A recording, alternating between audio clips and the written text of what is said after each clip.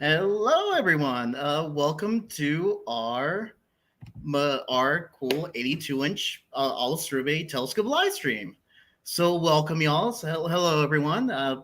Today, we're streaming to three platforms of Facebook, YouTube, and Instagram. There's our first Instagram stream. We're kind of having some issues with pinning the moderator on Instagram, but know that Supernova McDonald is the moderator for the Instagram stream. So, if you want to ask us a direct question on Instagram, do it through that side. And also, with that being said, welcome to our stream. I hope y'all enjoy. My name is Saul Rivera. I'm one of the public program specialists at the McDonald Observatory. We're a research institute of the University of Texas at Austin, out in far west Texas. So basically, we're like a 500-mile drive from Austin, so good ways away.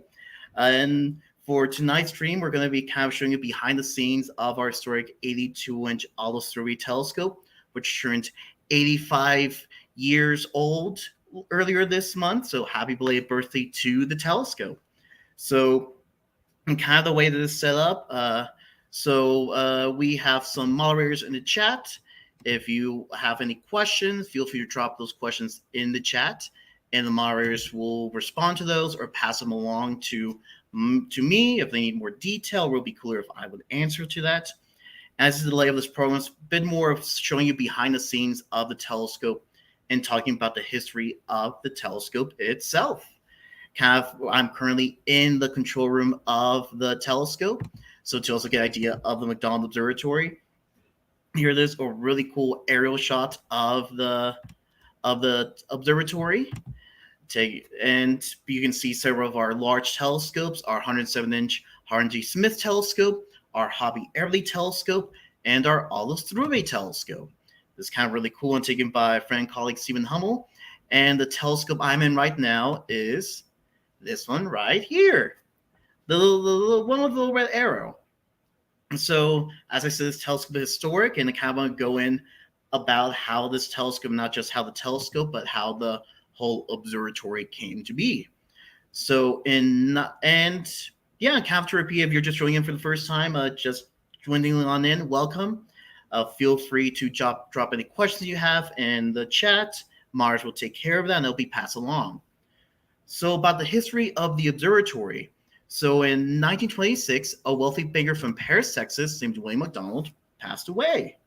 When he did, he left about $1 million to the University of Texas, asking for them to build an observatory with a strong focus on public outreach.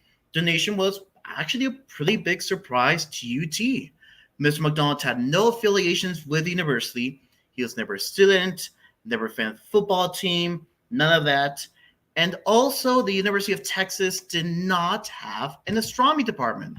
So they didn't have anyone to even run the observatory. And the donation also ended up being a surprise to Mr. McDonald's family.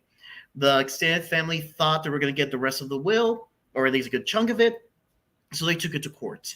In the end, UT stayed with about $800,000, which back in the day was more than enough to build an observatory. And today's value of those $800,000 is about $10 million. So the UT Austin had a lot of money to build an observatory, but no one to really run the observatory. So what they ended up doing was, at this time, the University of Chicago had the opposite situation going on. They had their telescopes at the Yerkes Observatory, really cool astronomy department, some really cool discoveries, and actually we're looking into maybe building another telescope, another observatory farther down south. Going far down south on the globe, a lower latitude, can let you see different sections of the night sky. So, for example, for those of us out here in Texas, if you're trying to see where the Big Dipper is, you see it's kind of like at a 45-ish degree angle or so. While if you're far up north, so for example, I was in Seattle last week, the Big Dipper was basically directly overhead, which was really, really weird. So different parts of the Earth that you see different parts of the sky. So given that the University of Chicago was already kind of looking for somewhere to build a new observatory, they actually made a partnership with the University of Texas. UT Austin provided basically the land and the funding, and University of Chicago provided the astronomers, engineers, and other staff. like our very first director, Dr. Otto Struve from the University of Chicago. He was appointed in 1932. Actually, November 1932 is when he got appointed as the first director for the McDonald Observatory, and was also working as director for back at University of Chicago as well, doing both at the same time, and when the partnership with the university officially started. Now, that now brings a question. We now have people to help us run an observatory and ways to pay for an observatory. But now we need to figure out where to actually build the observatory. Now, when the UT Austin had announced that they were going to build an observatory, a lot of counties across Texas actually were really excited and kind of jumped on in to offer, hey, you should come out here to where we are to build the observatory. And West Texas was one of those counties as well. And they actually pulled together to help make a good place or to build an observatory. But check, hey, we have some good conditions. We're in the middle of nowhere and some other good qualities for telescopes. You should come out here. So actually among the community, local residents did some surveying of the mountains to see, hey, is this a good altitude for telescopes, good weather? Behind the scenes, they also worked to encourage Viaduct MacGyver to make a donation as well. Let's see, hide that back. Make a donation for the observatory, which is now Mount Locke, the mountain we actually sit on. And later on, there was also a donation from the Folks family, which got us Mount Folks. And we're thankful for both of those donations, because that kind of helped solidify that here where we currently are in West Texas will be a good place to build the McDonald Observatory. So why was this a good area to build the observatory? So for many reasons. One, we're in the middle of nowhere. Light pollution isn't that big of an issue for us. Let's say compared to back at home base in Austin.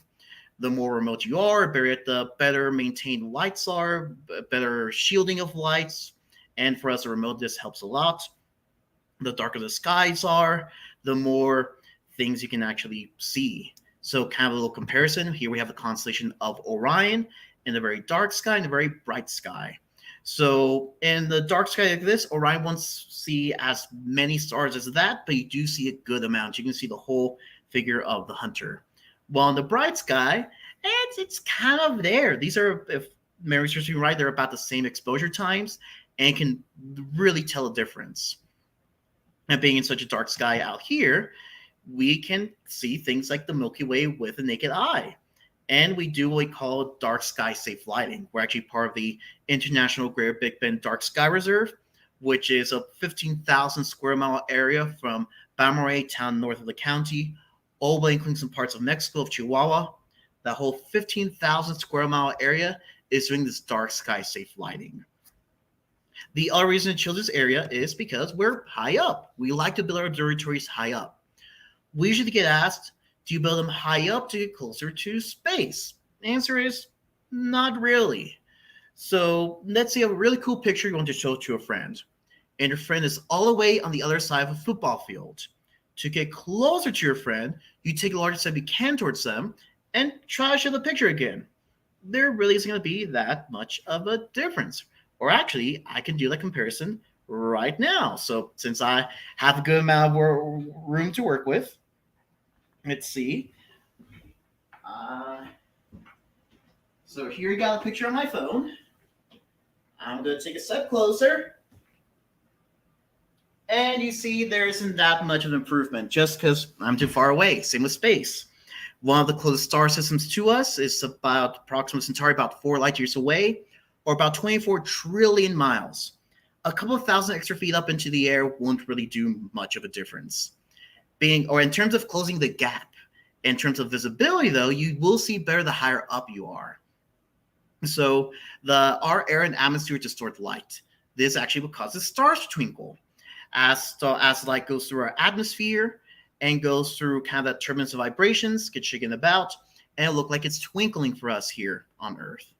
The higher up you are, less air and atmosphere you're looking through, less twinkling, better data, better research. And our observatory in the picture in the middle here is 6,791 feet above sea level. actually making it the highest point on the Texas highway system.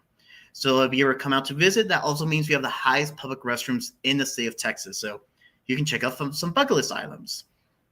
Our reason West Texas was good to build the observatory is it's a desert. We're in the Chihuahuan Desert. Drier climate, less days of rain, less clouds, more nights you can do research. So we now have the money, we have people that can help us build it, and we have a location. Now it's time to actually start building the telescope. They started building a telescope back in 1933.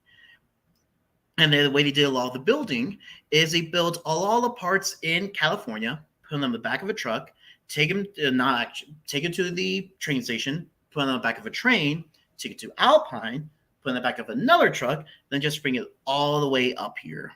The dome, it took about a year for them to finish the dome. The rest of the building and installing the telescope without the primary mirror wasn't done until about 1936. But lots of people were involved in building the telescope. It actually brought a lot of jobs during the Great Depression. And we were actually one of the only observatories that was open during World War II. These are kind of some of the old historic pictures from the University of Chicago. And here's kind of the primary mirror of the telescope. And they finally got everything put together, up and running, on May 5th of 1939. Again, that's with the telescope about 85 years old. So now after that, they started doing their research. And to kind of show a bit more of how it was after they opened, I want to show you a different part of the building. Actually, one of our lower floors, we have a cool library to show.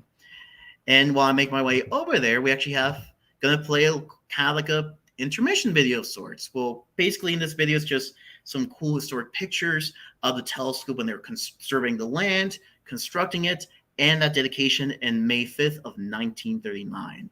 Also, if you have any questions, this will be a good time to drop them in the chat and the moderators can send them along. So, catch y'all again in a little bit.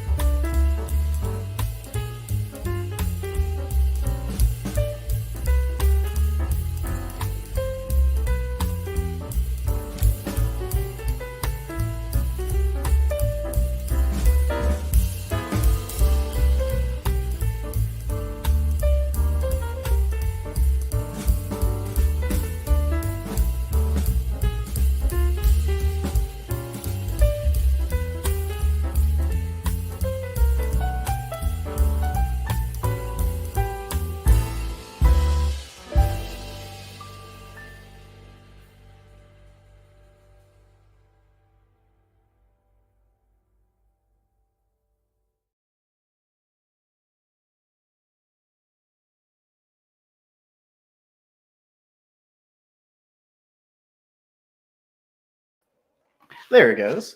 Hello and welcome to the little library we have downstairs here at the observatory. Let me just move this for now.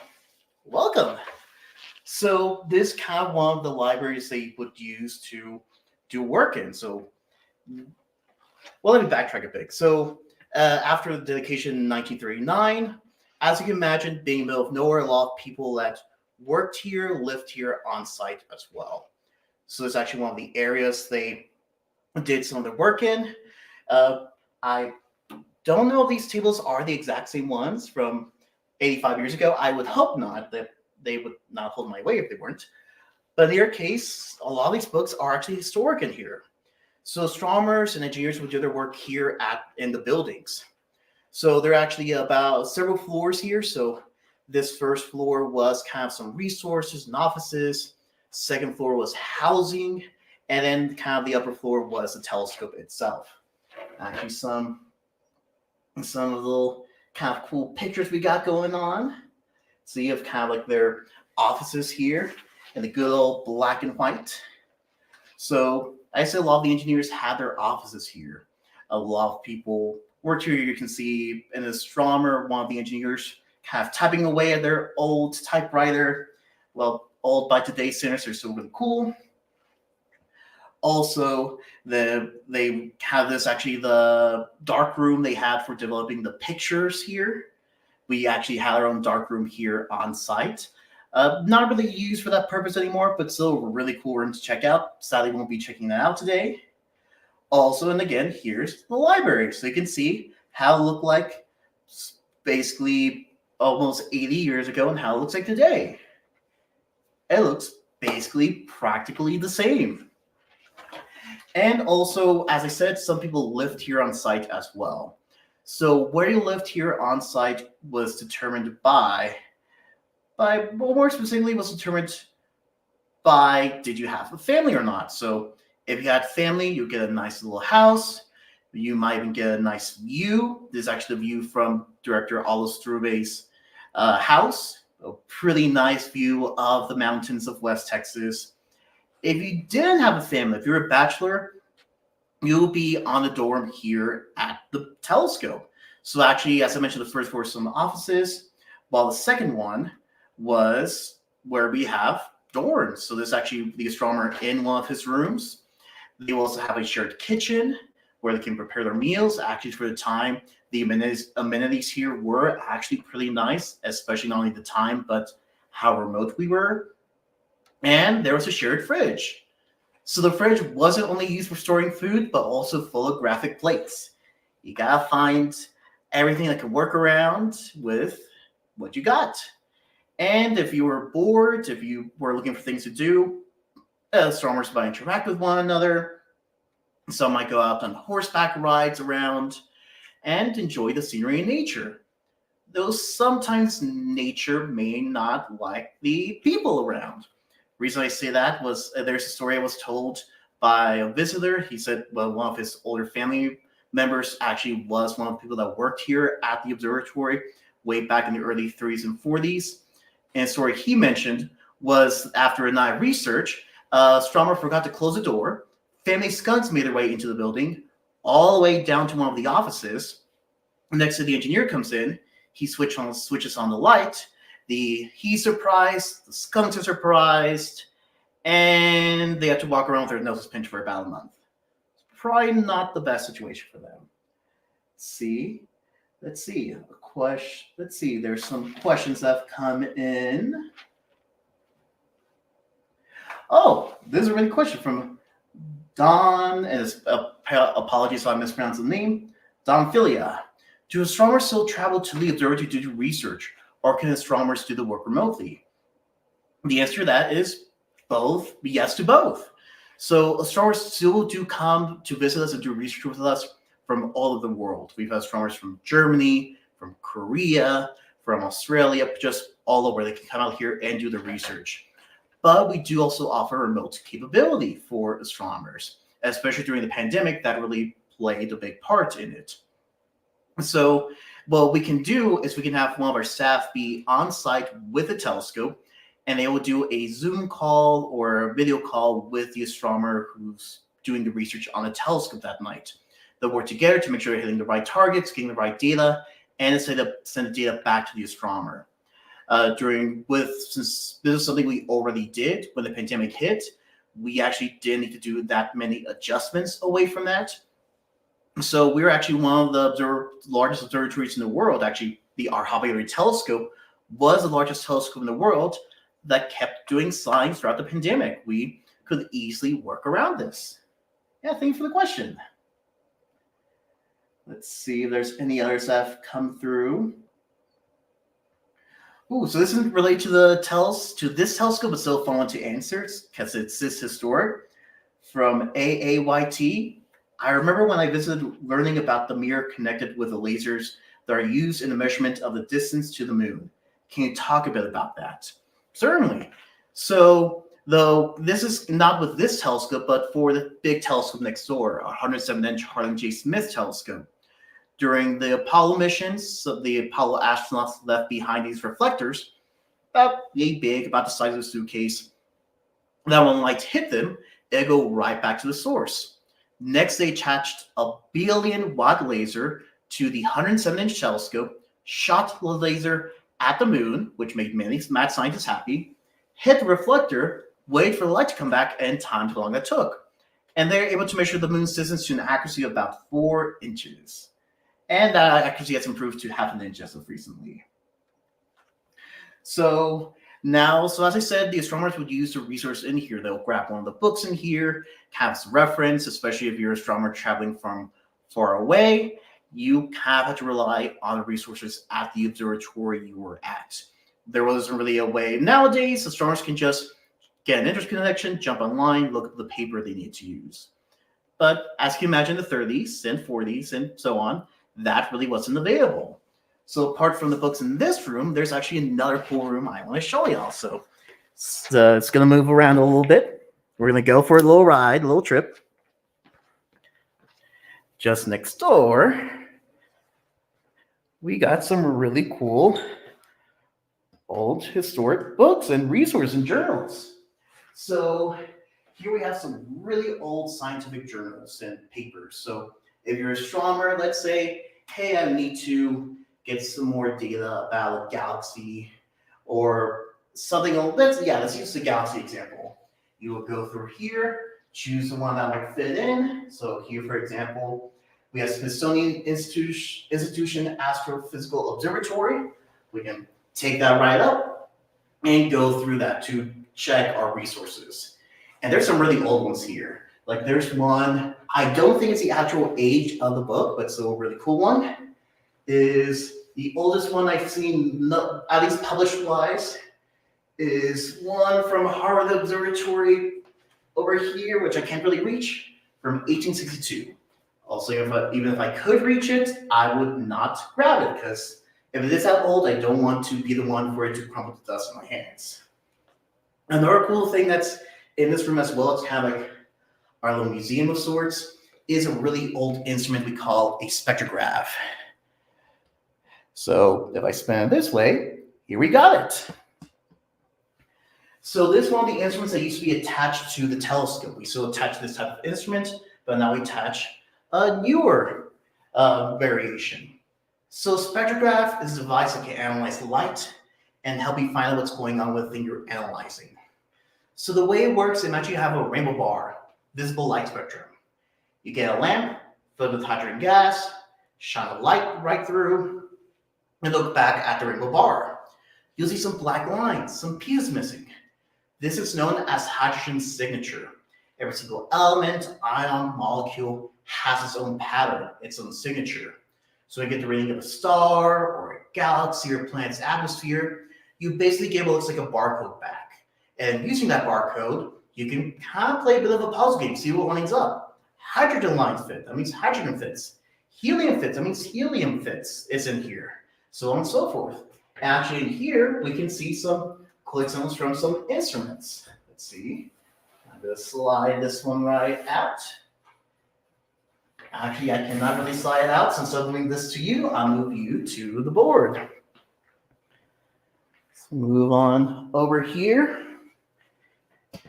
You can kind of see how you can see almost like the rainbow barcode going on, the spectra. Also using the spectra, we could like figure out the temperature of things in space, how old the star is or its metallicity, if things in space are moving, and not only if they're moving, but their speed and direction.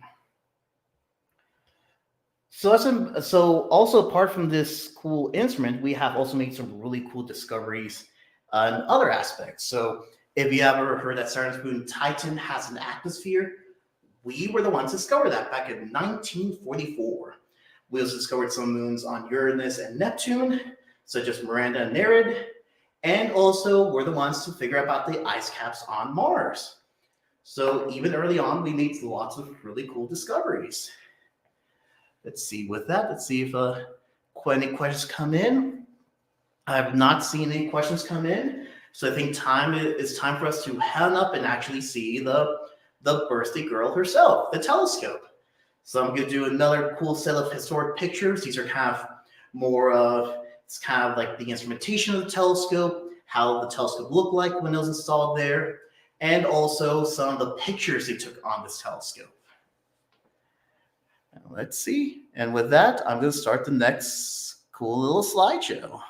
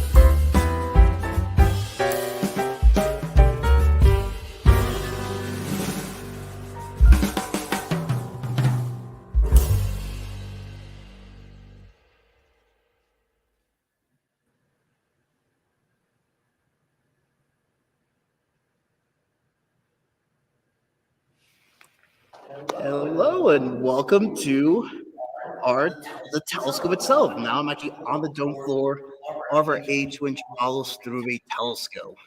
So kind of I was moving around, I did see a question come in from Brad Sloan. Why do we not do tours anymore of the 82-inch telescope? So we haven't done some tours in a while. Just mostly our elevator currently isn't working that well, so transportation up here takes a bit, and probably there's some other things I might go into it. I'll be happy to say Actually, starting this month, we have started doing tours on our 82-inch telescope again. We do them on Saturdays. They aren't every Saturday. We're trying doing them as many Saturdays as possible. So I join them, just go to McDonaldObservatory.org, and you can sign up for one of those tours for the 82-inch telescope. Even without those 82-inch tours, we do tours. Well, tours called special viewing, where you guys actually go through this telescope. Just click that up. There it is. Yeah, so how when we first started this out, so when astronomers needed to point the telescope, better get to just begin again. I'm here. This is like of the telescope. Here's how we do the telescope nowadays.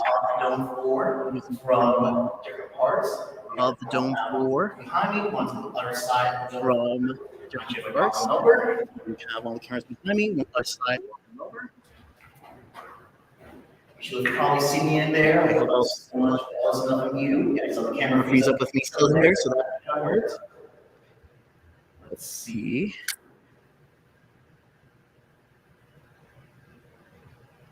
Oh, I can see where the echo's coming from. Sorry about that.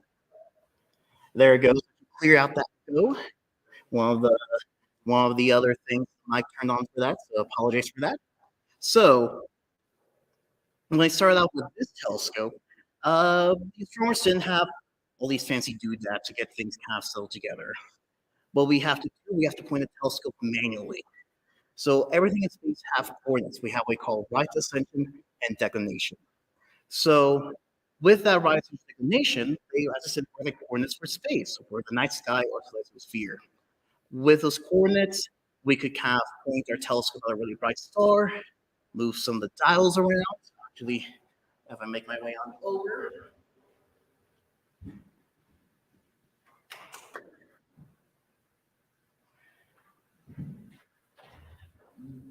That little thing I hit was able to move kind of we can move that around to help us with pointing for the telescope. Nowadays, we don't have to do that anymore. So what we can use the power of technology for that. So what we're going to do, we're actually going to move the telescope around a little bit.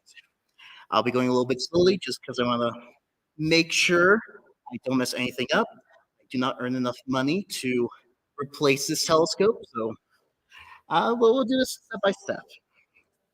Okay, make sure our computer is running. It was earlier. Okay, so there. Let's see.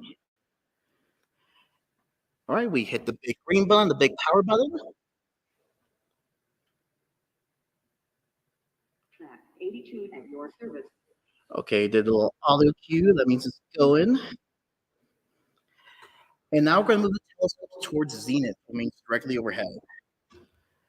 So for that, I'll hold down on the pedal. Let's see, yep, audio cue. We're not moving the mirror and such. Usually what astronomers also do, there's actually a mirror cover covering the primary mirror, so they'll all be opening up just to let light in so you can see through the telescope. Since we're not going to be looking through it tonight, we don't have to do that, but we get to move the telescope around. So holding down the pedal, pressing zenith. The shift key needs to be down for the Hold down shift key.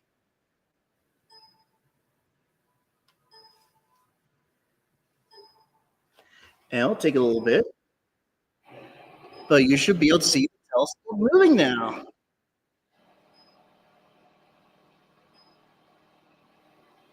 Oh, thank you, John.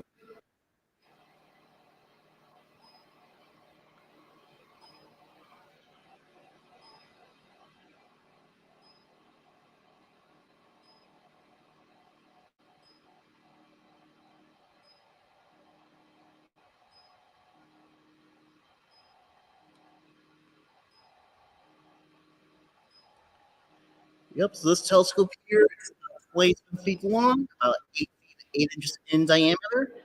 The primary mirror of the telescope weighs about 4,200 pounds, and the telescope itself, everything includes about 45 tons.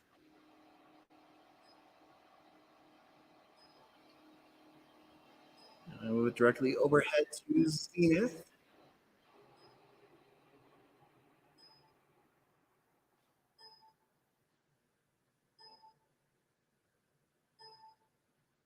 Let's see. And it has reached it. Nice. And now I'm going to adjust the camera a little bit. See, it's pointing right up there. And also answering Brad about the tours. Again, I do apologize for the earlier echo going on. While I was saying about visiting the 82-inch telescope, we haven't done that in a good while. Part of it was because of the elevator and some other things, but now we are doing daytime tours to the 82-inch telescope. We do them on Saturdays. About 12:30 or so. We don't do them every Saturday, so do make sure to go online at McDonaldObservatory.org to just check up on that and make a reservation because we can only fit the currently tours have 14 people, so do make sure to reserve your spot ahead of time. And we started doing it this month to kind of celebrate the birthday of the telescope. You know, to kind of see some of this stuff up close, even some more things downstairs in the library area. I do recommend coming out and giving us. And let's see, now that we kind of move the telescope around, now we should move the dome around a little bit. Let's see.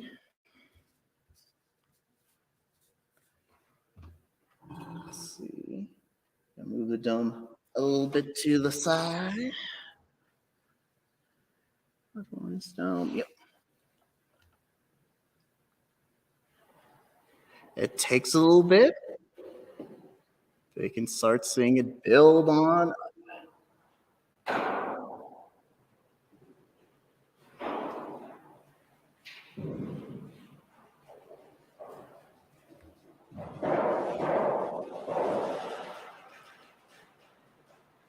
Yeah, so this dome weighs several tons and kind of runs kind of like on the track system. So basically around the dome, we have these kind of almost like a train track, so we can spin the dome around as many times as we want without running the risk of it unscrewing itself, which is good because my like it probably would.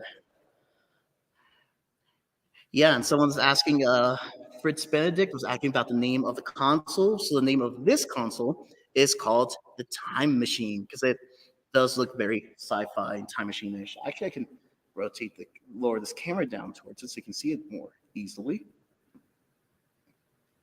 There it goes. Does look like something straight out of a sci-fi movie. Yeah, so basically nowadays the astronomers they can move the telescope with this control panel and with the computer. Right now I moved to Zenith. I just selected Zenith on here. The astronomer could also go onto the screen, type in where they want to go to, and then the telescope will move to that position. There are some scenarios though where we can't actually open up the telescope or the dome or have to shut down immediately. These include wind speeds. If wind speeds gets up too high, above 50 miles per hour for us here at Mount Hawk, things could get picked up by the wind and onto the telescope, which can cause damage. Precipitation, anything falling from the sky, rain, snow, meteors, cat dogs. Also, if there's any humidity, where it happens is we're in a desert, but once in the blue moon, a cloud would just sit on the mountain and refuse to leave. And also, dust. We are in West Texas. Dust storms do happen, but they are too big that can cause problems that we have to shut down. And speaking of shutting down, I'm going to put the telescope back where we find it so I do not get in trouble. And we're going to do it with the computer as well with the presets. We're going to move it back to stow, which is basically its default position.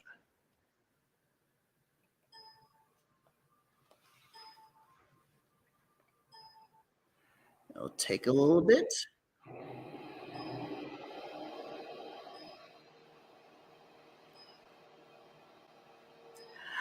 So while this moving, a question from Jim Hendrickson.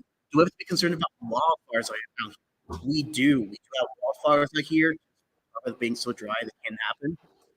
Thankfully, as far as I know, historically, we haven't really had a wildfire reach the point that can damage the telescope, but we've had some close calls.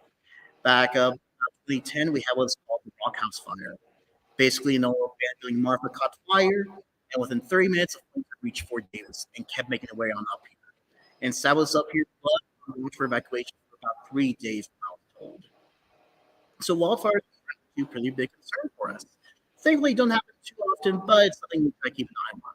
Though thankfully, a lot of people, not only on staff, but just around the area that can respond to these fires and help keep things under control.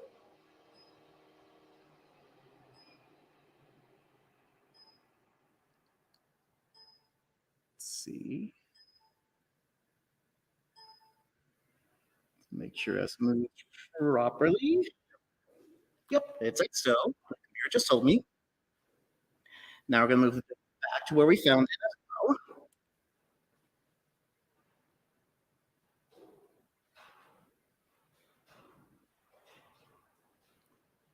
See, the dome is slowly turning.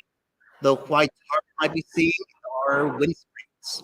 So it's windy, but not windy enough to shut down. We can move them around the opening of the telescope. Just make sure everything is safe.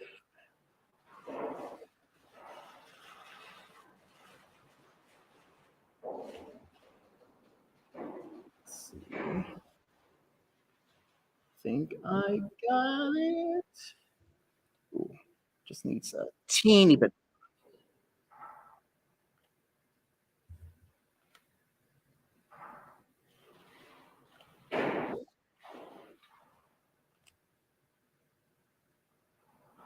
As you can imagine, I don't really run the telescopes.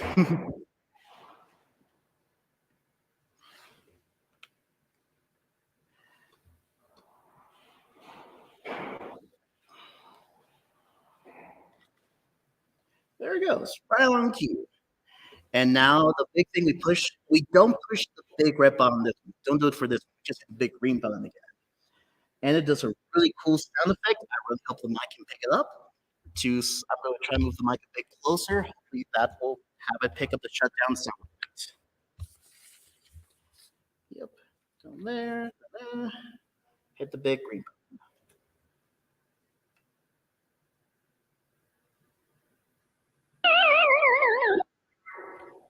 Hope y'all are hearing that. If you did hear it, it was a Pac-Man Game Over sound effect. Yeah, so we got everything nice and settled. So way back when the astronomers would be here on the dome floor, doing the research. They might be looking through the eyepiece or have someone looking through the eyepiece or the fire scope just to make sure the telescope is tracking properly. They will switch it out holograph plates. There will be your kind of people on the dome floor, even if it's super cold and they be here for long periods of time. Thankfully, nowadays, though, they don't have to be on the dome floor. They can do it from a separate room. The control room we just started out. So we're going to move right on over there. There's no transition video for this one since we'll just be moving around to over there. And it will be a quick walk, but I'll see y'all in a little bit.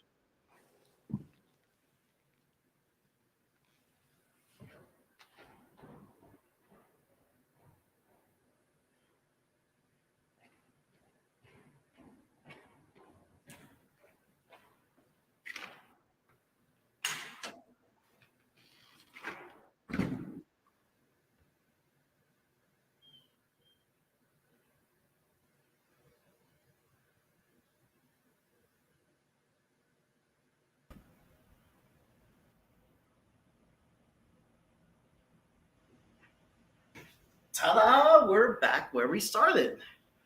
So this is where the astronomers do all their work. They spend most of their time in here. Here's where they can get the data, see what the telescope's seeing. So actually the screen I'm waking up right now is can show the astronomers what they're seeing. Well, they can see what's going on outside without ever leaving this room. So there are cameras on the dome floor that can actually, with the astronomer, hey, they hear weird noise. Instead of going back outside, they can just look through this camera right over here and see what's going on. They can also keep sensors on what's going on here on the mountain. So this big screen above me is kind of the one right over here, so you can see from different angles, is actually to our weather tower here on site. We have sensors here on site that can keep an eye on the temperature, humidity levels, particle counts, wind speed, etc. And they update every 5 minutes. If it starts getting kind of risky, we will move that over. The screen will actually start having some yellow text. If it's a shutdown condition, the screen will go red. Not the whole screen, but basically that area that tells us we reach a shutdown condition, it will go red. The astronomers will be collecting their data in here. It's also a lot warmer than the dome floor. As we try, the dome floors are about the nighttime temperature. So if it's 20 degrees, it'll be 20 degrees over here. But on here, it's actually a tiny bit warmer. If it's not warm enough, there is areas to plug in the space heater. And also, kind of behind me on this area here, you can see more on the first screen. The astronomers can pull up some of their data going on. And some of the other things that it's not to be right now I can show off. Let's see.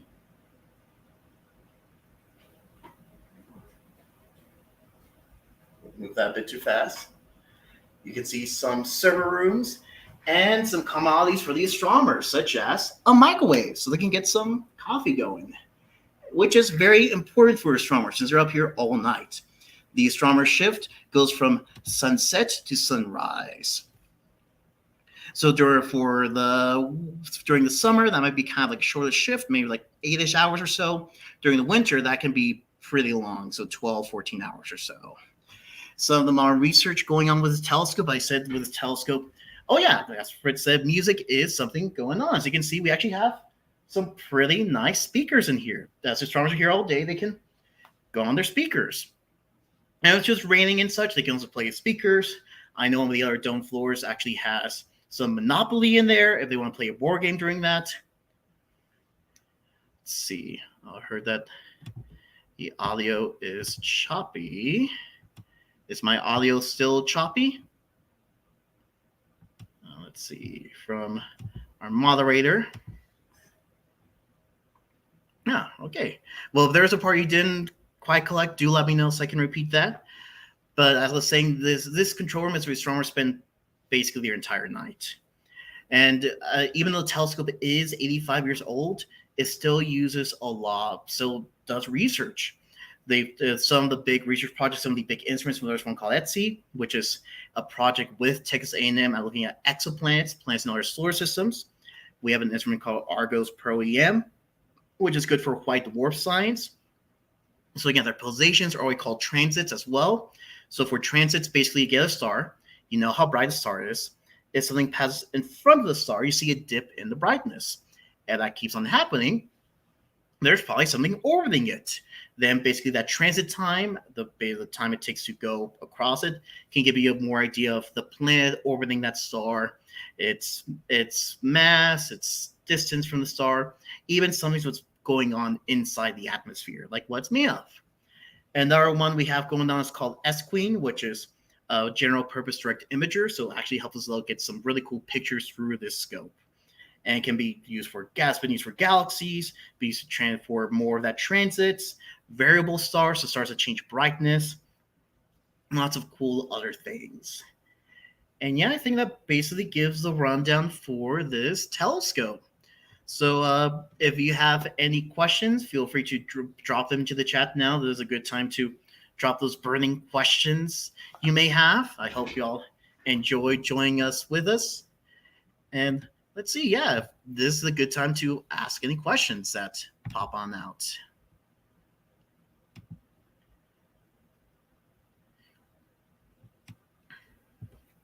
Let's see. Oh, a question that I will kind of answer just because something we get asked frequently, especially since I'm talking about observers and observers were asked about before.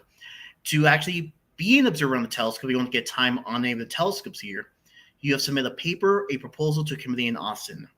And that paper say what telescope you want to use, why you want to use it, how long, what instrument, why does it be a telescope instrument, etc. Then the committee gives you a thumbs up or thumbs down. There's a committee in Austin called TAC, Telescope Allocation Committee, that goes through the applications, these proposals, and actually decides who gets to use it. We accept the proposals based on what we call scientific merit, and also where the astronomer comes from can play a role into that.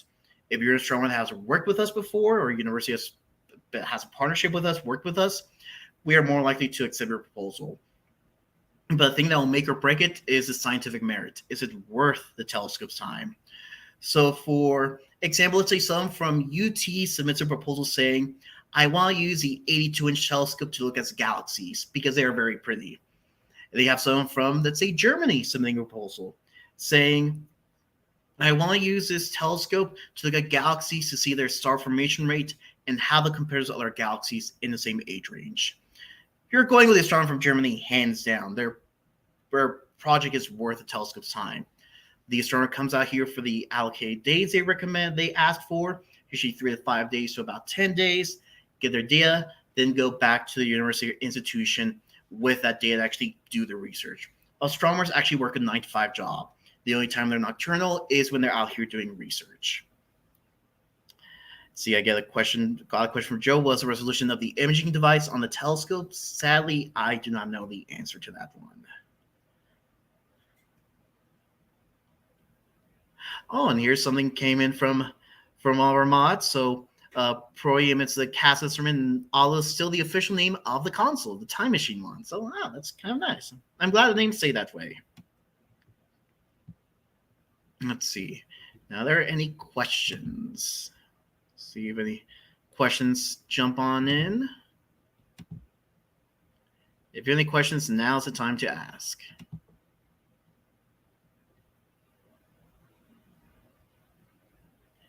Give it a little bit. As questions come in, I'll give one final twirl of the control room.